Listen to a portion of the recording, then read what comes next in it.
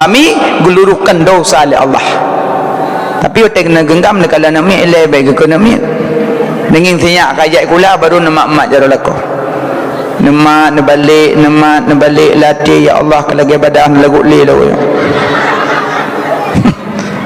Baik nak ni ponyo to ming de. Cok jaro lako peduk lang getik kau okey.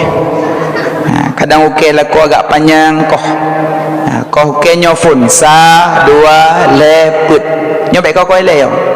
Wait juga no kelingking nyo ju 5 6 7 8 sikurang 10. Berarti nyofun nyo aki. Nyan sunnah Nabi.